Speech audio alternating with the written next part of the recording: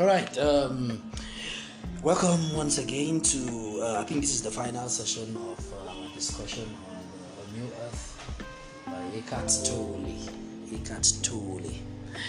Basically, today the things are me. I don't discover that those strategies he gave us in order to be conscious of the ego, because he said we can hardly overcome the ego. You just need to be conscious, so that anytime it surfaces, you should be able to know that okay, this is what is happening, and you can better manage it once you're conscious. But once you are not conscious, that's where you are very harmful to yourself and to everyone around you. So one of the first techniques he gave about being conscious about the ego is this idea of breathing. If you're conscious, he made mention, and something I've been using, if you're conscious of your breath, in most cases when you become conscious of your breath, when you are conscious of the way you breathe, you have heightened your consciousness, and then you can catch yourself if you're thinking something that is not helpful to you. So he made mention of something that's been working for me, and it's a technique that I know when it comes to empathetic listening, to listen to somebody, to understand them, not to respond. That is deep breathing from your stomach. Because whenever you're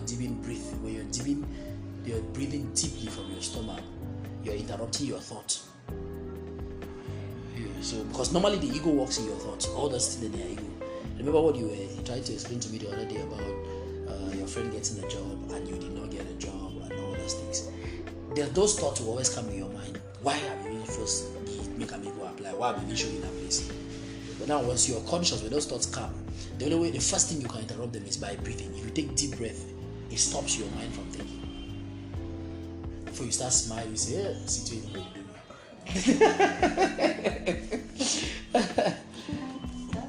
From the beginning, I was like, which kind of do this? But towards the end, very fascinating. Remember, I told you that he said it's okay for you not to know who you are. But in the course of listening, I came to realize that he explained how to know who you are. Okay. And he says the things that move you, or the things that will cause you to act in any kind of way, that is exactly who you are. And that's very true. Because there's some certain things that will bring out the real you, there's some certain things that will trigger something in you that you get to realize that, wow, I do not actually know this part of me. I don't actually know that this kind of thing could come out. So it brings out the real you. Then I got this point where he said, if you want to know the real you, you should be loose, or you should be loose. Like you should allow yourself to be free to do things. Don't always try to limit yourself doing something. Just allow yourself to do things and flow. Yeah, be conscious, be in the present. Mm-hmm. Yeah, being in the present. I think so. And when you do that, you get to discover more of who you are, who you really are. So it really helps me to know that sometimes we don't, or most often we don't really know who we are until we are faced with some certain situations. That is when you know the real you, what you can do. Because those situations will trigger that thing in you that has never come up, and get to see that this is part of me. And it's negative, it's positive. I don't know how to work. He always says that first of all, when you act like that, is the first thing to do is avoid judging it as negative or positive. Just be in the moment. It's just about being, just be in the moment, because being in the moment will instead help you more. Avoid judging those things. Will instead help you find out, or will help you more to get to know why you are acting the way you are acting. Yeah. And in the long run, you are not cutting the leaves, but you are looking at the root of the cause of the way you are acting. But once you start judging the actions, you'll be condemning the actions, forgetting to know that when a similar situation occurs, you will still act that same way because you were condemning the actions. You don't look at the why. That's true. Because when you look at the why, first and foremost, you will start when that kind of action it makes as if it wants to happen. You will know how to, first of all, avoid them for that level way in your case. Sincerely. You see this guy, when I read Eckhart Tolle's A New Earth, it's revolutionary, and it's like, as I told you, most of these books are connected. Even that emotional intelligence, most of the things he's saying here, he does not call them emotional intelligence, but look at those strategies for emotional intelligence. They are all in here. But he did not call it that way. This idea of deep breath, this idea of not judging the way you feel, is good. The idea of being in the moment. He talked about women and menstruation. That part really caught me. I was like, But it was very nice getting to know what happened to put you in such mood, what happened for you to be like this, to be like that. It helps you understand yourself more better. And when it happens, you know that okay, this is what is going on. I'm feeling this way. It is because of this. So it is not absurd. It's not abnormal the way I'm feeling. So I should not curse myself here. Something is wrong with you. Or where come in something be wrong.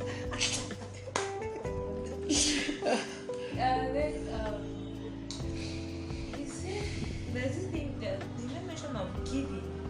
That life is about giving. If you don't give, you won't receive. And if you don't give, it won't flow out. So when you're sharing knowledge with another person, you gain more. True. Yeah, you gain more. And if you do not want to share with another person, you gain less. There is no way you want to gather and not give, and you'll be able to gather. There is no way. You must give. You not wanting to recommend somebody, wanting to show somebody how something is being done will not help you to learn more, to know more, but will not equally help you to be recommended. That's true. Yeah. That's true. That's very true. I think I handled that. That's one of the things I talked on the program this Tuesday. That idea of keeping something a secret because you want to be the only one who knows. In the long run, you will short circuit and die. I was talking on the show relating to businesses. Like you have, let's look at a particular industry. Let's say we look at the hair industry, because you have a particular way in which you do hair. You want to keep it to yourself and make sure that nobody else knows. Even the apprentices that come under you, you don't teach them. And one thing is clear: you will not be able to do the hair of everybody in Mamela. Never. It's practically impossible. You will, even if you do it, you will die before you eat that money. Sincerely. Yeah. If you want to strain yourself, okay, let's say everybody in Mamela wants that style that you are the only one that knows how to put it. Does it not become stressful on you? Very stressful. Because you will have more work all to yourself. You will have the money, and but you're not able to enjoy the money. No way. So, and this is what people think that is a business strategy. Yeah, that's not. It's not. The more you teach, as you were saying, the more you give, the better you get to understand. Okay, look at now this scenario whereby I and this my friend were recommended for the job, right? But I was the one pushing and encouraging her. At the end of the day, I didn't get the job. She got the job. But then I would have really felt bad and probably think that I wasn't good enough. Or even if I did not push her to apply, if I was applying, I would have gotten that job, But I thought of it this other way, that I was just used as someone to help her get that job, and I'll get my own job, better job. True. So it really helped. It's like reading this book at this time was very timely for me, because on a serious note, I really needed that job. I needed that job, but not getting the job. Well, I'm fine. Just keep building your skills and going. Once you keep building your skills and going, it's very obvious that you will get your own job and you will perform better in your own job. Yeah. It's very, very important. What happens is, when Eckhart talks of giving, I think that somebody said that is the purpose of why we are here, to give. So long as you have freely received the life that God has given you, the Creator has given you, you should be able to freely give out your time, freely give out your talent, freely give out your skills where necessary. You should, because that's the best way you learn.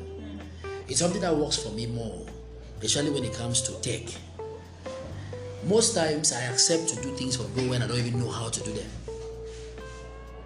I don't even know how to do them. But when I go back, what happens? I do my research now. In the long run, I get to know how to do that thing. Then that thing helps me. While doing it for the person, I can now do it for my own self. I get to know it better and do it for myself. Meanwhile, if I did not do it to that person, I will maybe not have known that skill, not have known how to do that stuff. So in most cases, especially I always tell people, especially when you're starting something, it's always good to give. Even when you are already a pro, from time to time, look at those who cannot afford and give them. It's very important. There are those who can afford without stress. When you come and if you afford, you pay. You pay. Finally, you if you afford that free. You know if you afford that. You pay. Sincerely, you pay. But the thing is, once you don't give, you will hardly receive. It takes us back to the past. If you don't give, you cannot receive. It's not possible. It's when your hand is short, nothing can come in. If you don't want anything to go out, then nothing can also come in. And I understand why the Bible says it's more better to give than to receive. Because the more you give, the more you can receive. It still takes us back to that scale balance stuff. Once you give, what happens? You who gives, the side that releases its load to the other side, that side instead goes up. While he who receives the load is still going down. Yeah. One of my guys, one guy said, giving is the most selfish thing you can do in this life. Because you are doing it for yourself. Yeah. But the person thinks you are doing it for them. That's people who know the secret of giving. Yes. And you see this the Nigerians, especially the Igbos, they have discovered the secret of giving. Yes, they know. And it works for them like magic. They will give you for free. And you will take it that you are happy that okay, they gave you for free. Then you fail to understand that the only way for you to continue receiving those things is to also go and give too for free. Give for free. But no, you don't. But you think that together is cheap is the best. Yes, hey. I mean, talk with this man. So my other rep here, me and the chat we tried to ask. He was trying to analyze that statement. So he who scatters has more. How does that make sense? How does that sound to the layman that he who scatters has more? How does it make sense? It takes us back to the giving part. The more you give, the more you have. Most people will not understand that. Most people will try to use their mind. Say, how can I be giving something and I'm having more of it? While you start questioning like that, ego don't come in. Ego don't start that question there. That's why you want transaction. Transact. That's why you want transact by all means. You are not having forget transaction thing. But that's the believe here. Jimmy will do some transaction every time.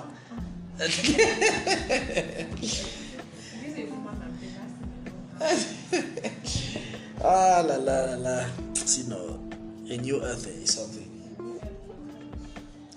A new earth. The two I need for now somehow compel myself to do is to sit down and listen to that book all throughout the day. That 10 hours. And if we should also some 10 hours. Yes. I feel do it.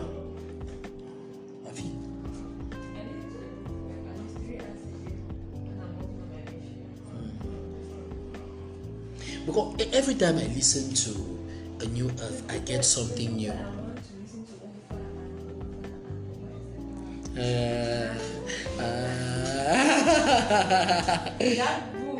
You know why you're so into the power?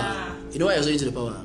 Because the power has brought to life things that were happening in your life and you could not explain. The power was already working in your life before you read the book.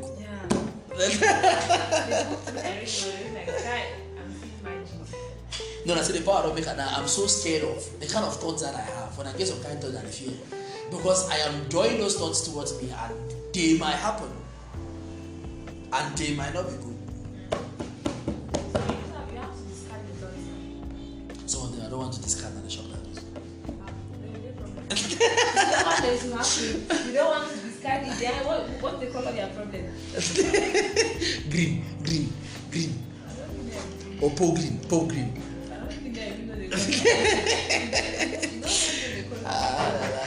No, but I like that consciousness that it has given me. Open. Director in Chief. We are in your office. Okay, no far.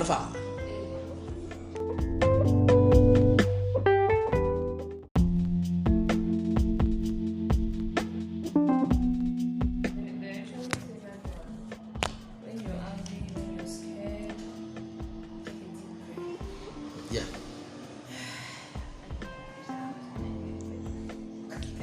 It works. When you're feeling that urge, and you feel like even I've tried that some number of times and it works really. Like if I'm really, I'm angry, say you're angry, there, wish you I are want come to on. explode. I take in air and I breathe out. I take in air. Sometimes you really refuse to breathe out because you want to explode. Yes. So I'm not breathing this thing. You know, sometimes I really see to think that at first I thought I didn't have anger issues, but like something happened to me. When was that day? I think I got involved. I came to realize that I have All of us have that thing hidden within us. it was I was going to die. If I had a name to do before I enter, I would have done it. Sincerely. I felt like. And you see that consciousness. So when I went back, I really reflected on everything that happened. I was like, child, no, this, I'm not supposed to do like this.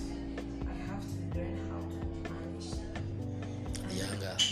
And there's something I do now. I got this from my father. When I see that I'm getting angry, I'll just be like, my anger is too expensive. Nobody deserves it. And before I know it, it's gone. Good. You are.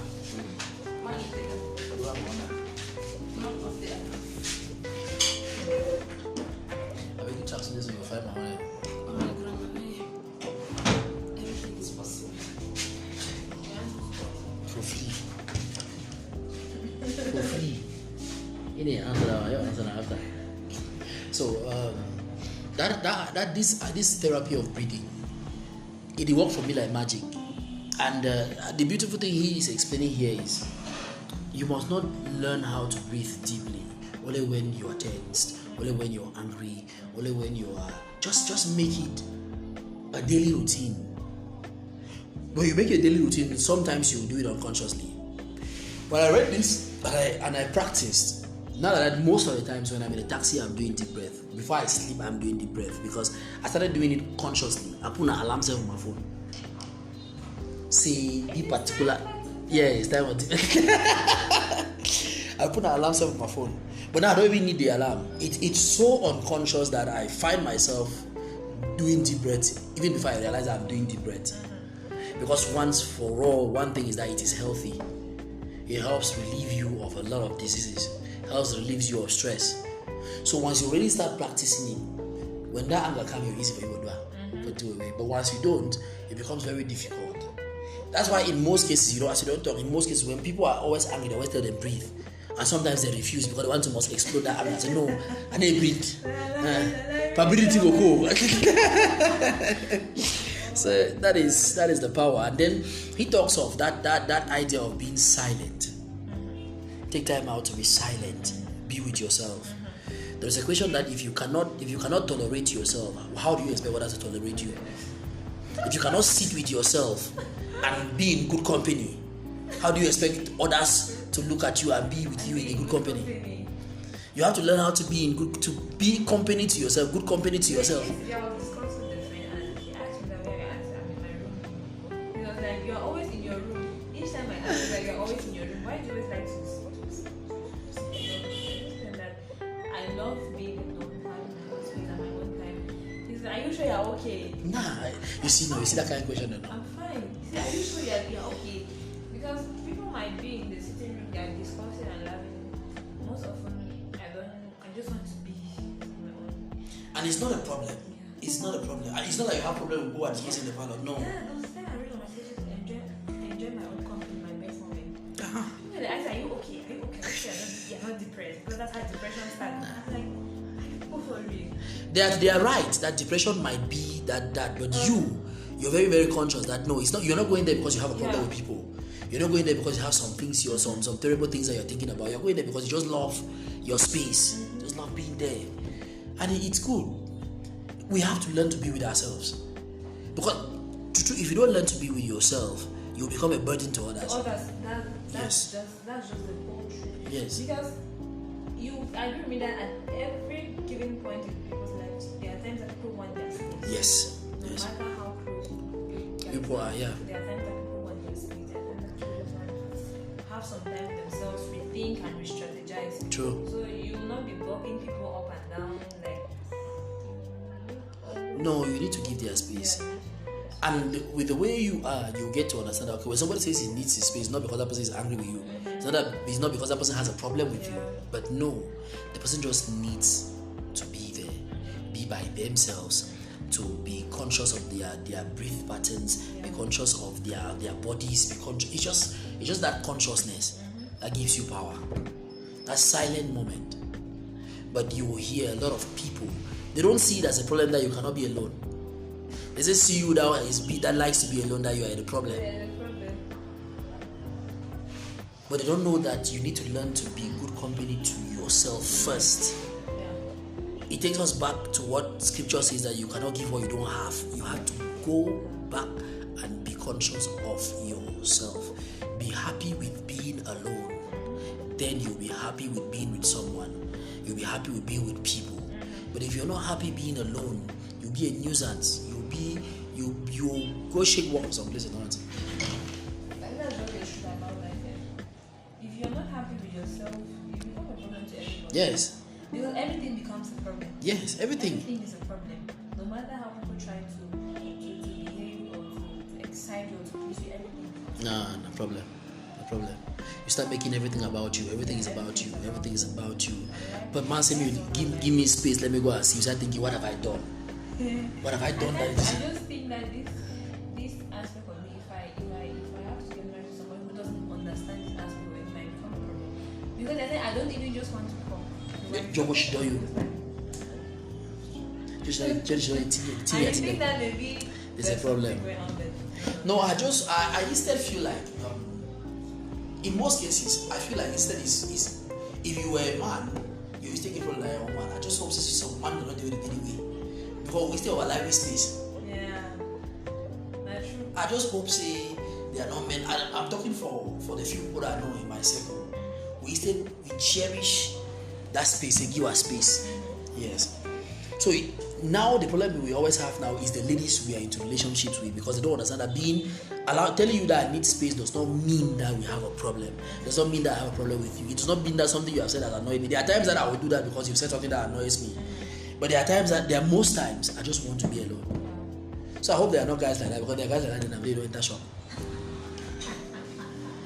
You'll say, "One be alone." So what have I done?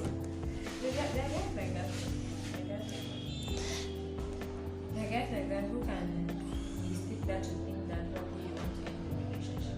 But when you're telling somebody you want to be alone, you need to give them a reason. Yes.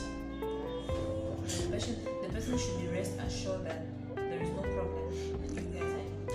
The question is the words. Yeah. Some people don't listen to words. Yeah. Some people don't listen to. No matter how much you tell them, there's no Some people problem. don't listen to understand. They listen to respond. No matter how much you tell them, And there is that's no not problem. communication. No matter how much you tell them that there is no problem, they will tell you that There's a problem. if you want to be alone, then there's a problem. There's a problem. Some people don't listen to understand. They listen to respond. Always having that. No, the thing is that not say some people, most of us. Always having It that takes consciousness. prejudice mind to just like. It takes- I know. It takes a lot of consciousness to listen to understand. All of us have that urge to listen to respond. It takes that consciousness to say, okay, no, I have to interrupt every thought in my mind. And I'm telling you, my best way to ever work on that deep breath when somebody's talking to me is taking that deep breath. When I feel like talking, then don't talk. That's what this guy made me understand. Like I told him, when you feel like talking, don't talk. When you feel like justifying yourself, don't justify. Because it's the ego that is giving you power. I remember the story of the monk. Yeah. The lady who said that the monk got her impregnated. And the monk said, See. I think I love. Say, is that I so? was talking to myself and I'm like, I'm not doing it. I don't feel. Why do they have to kill you? It's So you okay. dance. Nah, what I do. You see that particular one? I cannot do it. No, that's something I feel like I can do. I'm willing to do it. See, the beautiful thing is the turnaround of the story. Okay, I will just choke. The turnaround of the story is what makes it beautiful. Imagine what happened. You said the monk is the father of your child. They come and ask the monk. This girl says the father of your child. He asks her, is that so? They say yes, that's so. You'll be taking care of her. Is that so? He say yes. They say yes. If they bring the girl quite alright, he take care of the girl, no problem. You look at what it cost him. Yes, no. Really, they say, is that so? The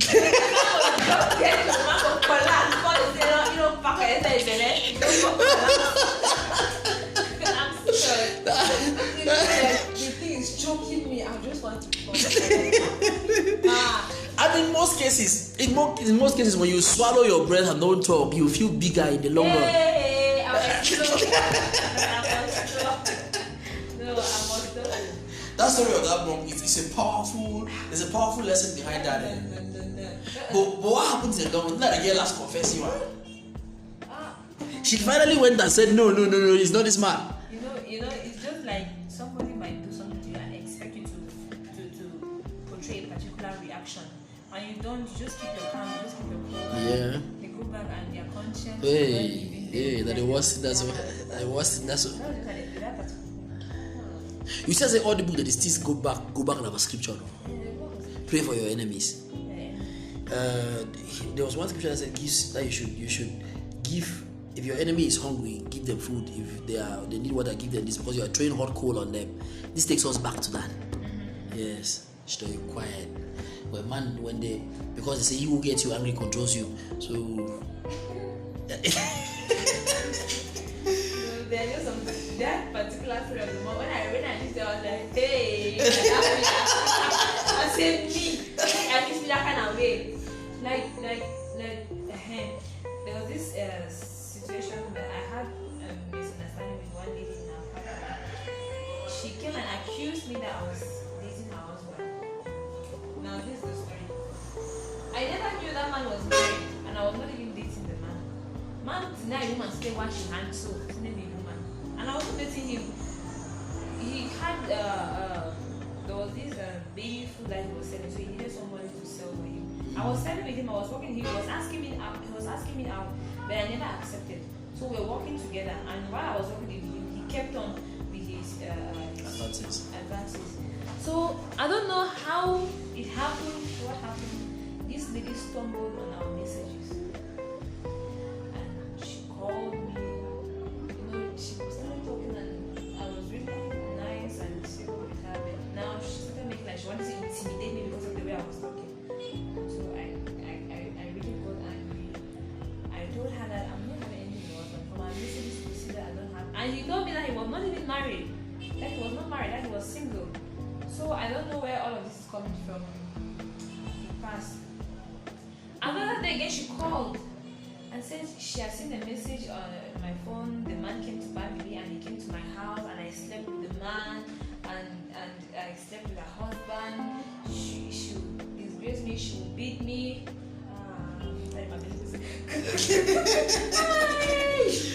Yeah, I was shaking like this. I was at the friend's place, I forgot that I was. Okay, you don't lose yourself. I don't forget that I don't lose my face. After they called, they don't make it say, hey, Flo, now you talk so. I just told her that if she has issues with her husband, she go and say so, when somebody accuse you that kind of way, and what I told her that she should come with her husband to her house with the messages to come and meet my parents. Then after that, then we go back to the point and she will tell me how I slept with her husband, because that's a huge issue. And very soon I will start hearing my name in the father. That's what I have done. And whereas I've never done such a thing. So when I told her that she come to the house with her husband and talk it out with my parents, because I don't like what I'm hearing, she was like, no, it's not like that. Just that I should understand that she's a woman in pain. Her husband has been cheating with so many girls. And I asked her that, from the messages that you saw between I and your husband, does it look like I'm even dating your husband? No, I'm not. So just imagine that she called and said I slept with her husband, and I said, okay, that's so. Okay, I see how you drive She it would with have that. said that. Oh, so you see what I never So is that so? That's so. So wait. Look at the accusation that she made it out on you, and the accusation that was made it out on the monk. Which one is stronger? The monk one is stronger. But you should say, whether your own be strong or not, you need to take that nonsense.